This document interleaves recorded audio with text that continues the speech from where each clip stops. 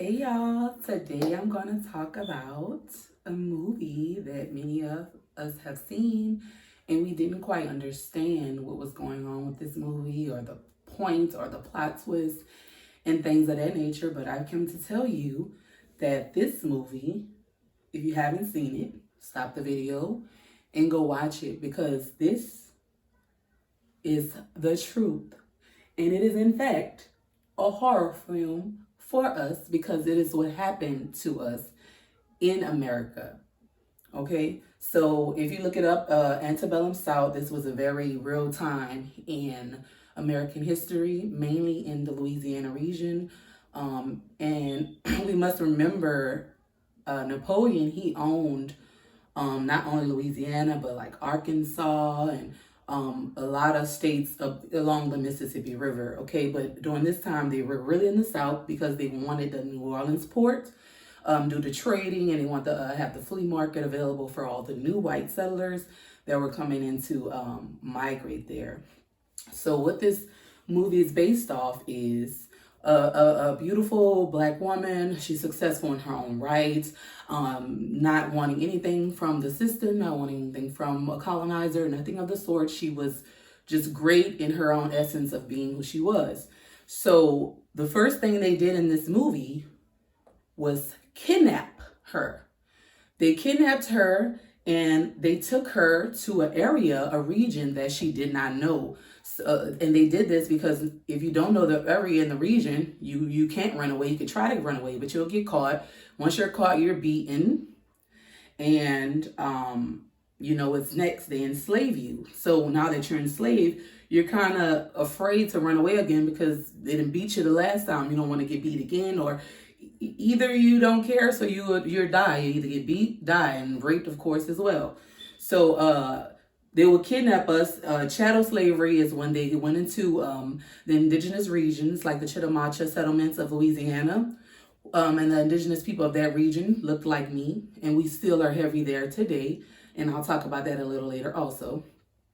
They went into these regions of all the Chitimacha, the Choctaw, the Homa Indians, and all these people, and started chattel slavery. So if they did that with the indigenous people here, it still doesn't make sense to me that they would need to go all the way to Africa and make hundreds of thousands of trips when there were over 10 million inhabitants already in this region alone. So moving forward, they would then enslave you like they did to her in the movie in an unknown land or territory. Then what comes next in the movie? Cultural assimilation.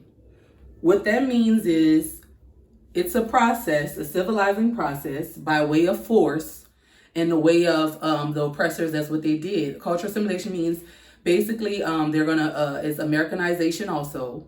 I'm going to strip you of everything, your name, your culture, your heritage. If we see you speak your language, we will beat you and kill you. If we see you try to teach your children this, we will teach you and kill you. If we see you praise any other God but the God we taught you about, we will kill you. We will beat you. We will kill your children. They did that especially. Beat, rape, use family to control you. If you see your daughter about to get killed or murdered, you're going to do whatever these people want you to do. If you see your wife about to get raped, you're going to do whatever these people want you to do. That's what they did. Okay? So during the age of white colonialism, there were only 3 races, okay?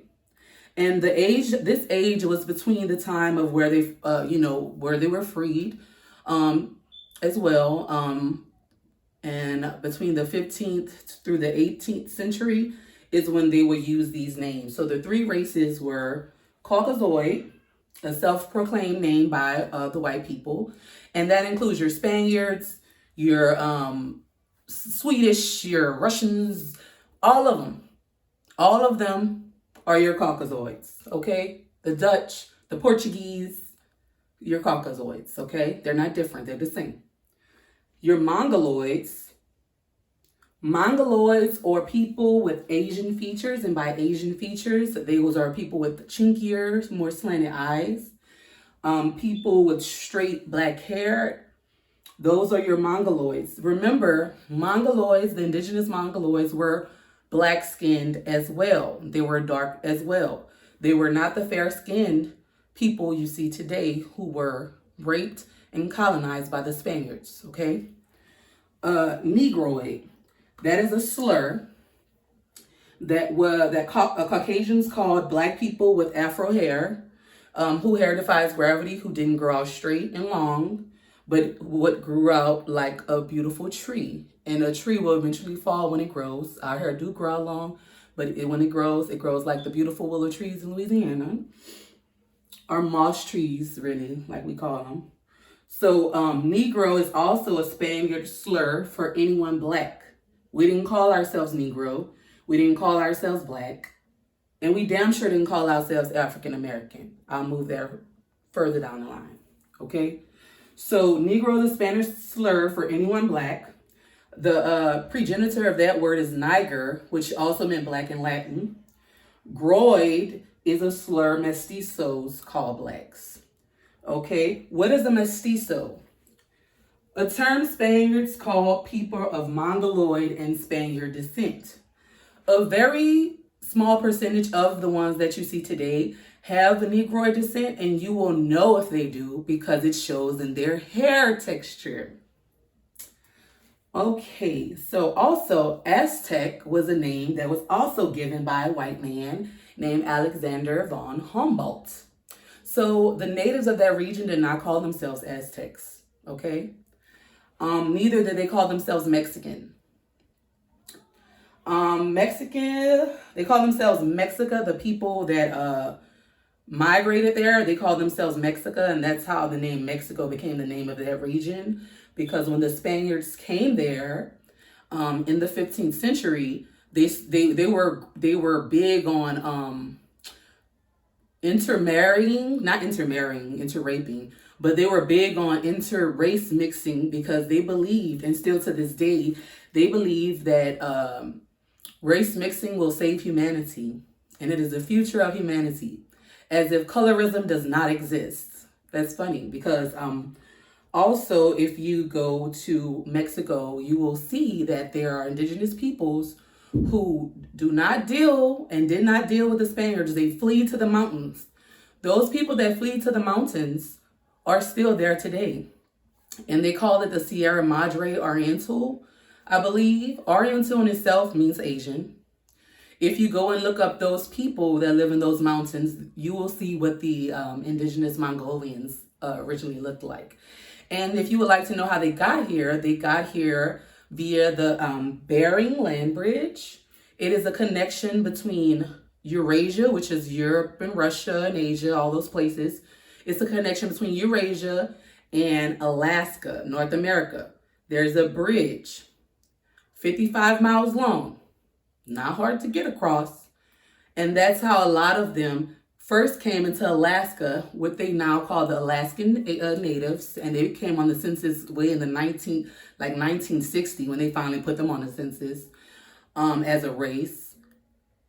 And then they came down, they went through California, because if you look up the history of the Mexica, they will tell you they came from the northwestern region. So they came from north and the west because they all came along the west coast, down through California, down through Mexico, down to Peru, all of those places. And that's why all of those people have the same features. They all look the same because they all came from the same region, and most of them are the same people. Yes, they had different tribes of those people because some stayed in Alaska. And even in Alaska, they have like 5 different tribes, but they are the same people. That's why when Mexicans, the Alaskan, Asian, Native Americans, when they trace their lineage, it's going to trace them right to Asia. Their DNA is going to be something like 56% Asian and the other percent Spaniard, European descent. That's what it's going to say.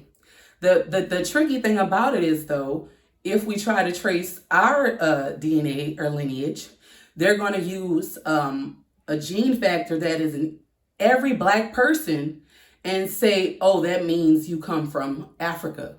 But that is a lie. They have new studies being made right now showing how the African Americans, they did a study with about 365 African Americans, trying to see if they would trace back to West Africa.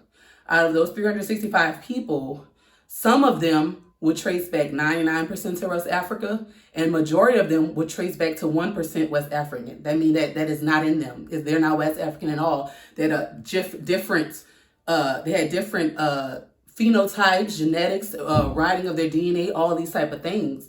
Another thing, they don't do enough studies on the differences between the Afro-Americans here and in other regions like South America and in other regions like Australia. They don't do enough of these studies because their whole purpose is to trace us to Africa so they can continue to take our land.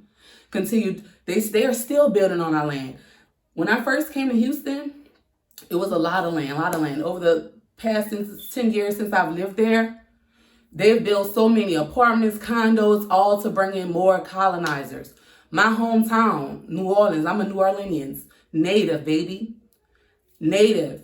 Never seen a day in my life, ever have I seen what you guys call a Mexican, what you guys call an Alaskan Indian, what you guys call an Asian Indian American. Never did I ever see them. I didn't see a Vietnamese until I went to school. I went to a magnet school, and that's the first time I seen a Vietnamese, and they didn't come to New Orleans until 1975. There aren't natives there neither. So I'm trying to understand how, if you are the indigenous people of a region and a land, why aren't you there? They're there now, though. You want to know why? Because that's what the migrants do. They're migrants. They move places for better work, better pay, better food. That's what they do, and that's what they've been doing since the 13th century. Originally, they left in the 12th century to run from Genghis Khan, who was a white man from Siberia. And he started coming down. The first place he touched is Mongolia. So the Mongolians, they trying to flee. You know, they're trying to flee from these colonizers. They didn't come here to cause us no harm initially. They didn't. They came to become free. The hunter-gatherers went to Alaska first, like I said, started migrating their way down through California, through Texas, and into Mexico and into Peru. They never made their way to Louisiana, which is why we never seen them. If you look up all the Native Americans in the southern region in places like Tennessee, Alabama, Georgia, Mississippi, and Louisiana, they all look like me. They don't have any pale skin. They don't have any traits of being a Spaniard or anything of the sorts. So another thing, they started the census in 1790. Either you were white or black. There was nothing else. That means that's all they seen in that region. So then the term African American was introduced in 1870. That's recent. That's like when your great grandma was born. Okay, she was already here. When your great grandma, she was already here also. So they also added mulatto, because now that the Caucasoids are here mixing in with the Negroids, they created a mulatto. So they added them on the census, okay? They added the Indian term in 1898. So you would think if that was an indigenous term or a real thing, that it would have been there since 1790 or since the early 18th century. Remember, all these terms are made up terms. In 2021, you can be anything you want to be. You can be a transracial. You can be born white and say you're a black woman. You can do anything, right? So that's what they did. They showed y'all you can do anything, and they're continuing the lies today of doing anything. Okay? So mestizos were added in 1890. During the Dawes Act in the late 18th century, they did not allow black freemen to participate on the Dawes roll. Mulatto, mestizos, and whites could because of the color test. No Negroids. They are trying to trace us to Asian Spaniards via DNA tests and hold them to the standard of what Native American is. Yet they trace all the way back to Asia and Europe. So why are you trying to trace us, the real indigenous people of this land, to people who are migrants from another land. It's all BS, y'all. It's all BS. And it all started like this movie Antebellum. They came into our homes. They came to our settlements. They came into our villages. They would kill our men off, steal our children, steal our women, rape us, kill us. They didn't even rape and kill children. They didn't care. They are monsters, full of deceit. The faster you see that, the better. These people who lived in Mexico, these migrants from Asia and Europe who came and who are now called Mexicans, they did not own those original lands. They went to those lands, and those indigenous people there were even warring with them.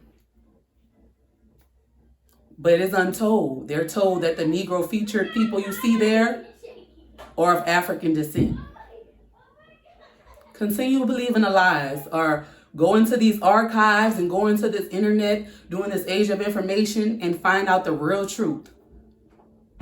Find it out. It's out there. And I see the same thing happening again in New Orleans. When I go back home, when I went back home, everywhere it was like, it looked like I was in Mexico City in New Orleans. A city that used to be called Chocolate City by the mayor before Hurricane Katrina. It was called Chocolate City because that's how many of us it was. We've been deep there before a colonizer ever stepped foot there. In 80 years, I see them saying that these mestizos are the Aboriginal people in New Orleans. I see them wiping our faces from the paintings and the pictures on the wall. I see them taking our culture and saying it's theirs, and I ain't okay with that. I'm not okay with no colonizers taking nothing that's mine. I want it back, and we're going to get it back. Believe that. Period.